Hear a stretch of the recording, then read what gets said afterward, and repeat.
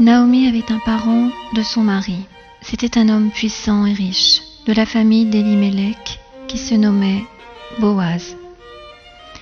Ruth, la Moabite, dit à Naomi : « Laisse-moi, je te prie, aller glaner des épis dans le champ de celui aux yeux duquel je trouverai grâce. » Elle lui répondit : « Va, ma fille. » Elle alla glaner dans un champ, derrière les moissonneurs.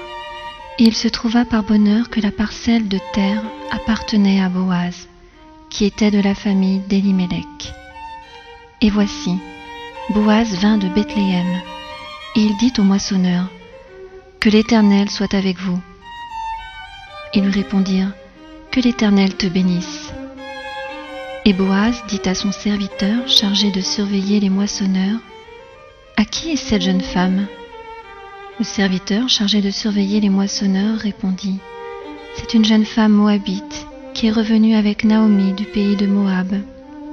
Elle a dit : « Permettez-moi de glaner et de ramasser des épis entre les gerbes derrière les moissonneurs. » Et depuis ce matin qu'elle est venue, elle a été debout jusqu'à présent et ne s'est reposée qu'un moment dans la maison. Boaz dit à Ruth : « Écoute, ma fille, ne va pas glaner dans un autre champ, ne t'éloigne pas d'ici et reste avec mes servantes. Regarde où l'on moissonne dans le champ et va après elles. J'ai défendu à mes serviteurs de te toucher, et quand tu auras soif, tu iras au vase et tu boiras de ce que les serviteurs auront puisé. »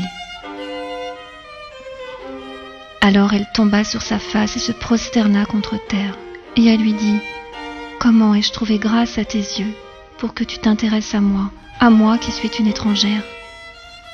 Boaz lui répondit : « On m'a rapporté tout ce que tu as fait pour ta belle-mère depuis la mort de ton mari, et comment tu as quitté ton père et ta mère et le pays de ta naissance pour aller vers un peuple que tu ne connaissais point auparavant.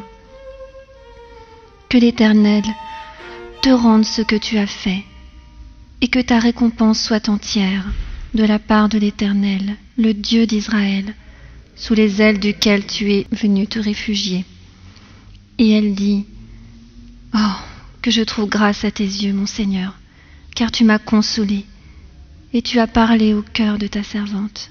Et pourtant je ne suis pas, moi, comme l'une de tes servantes.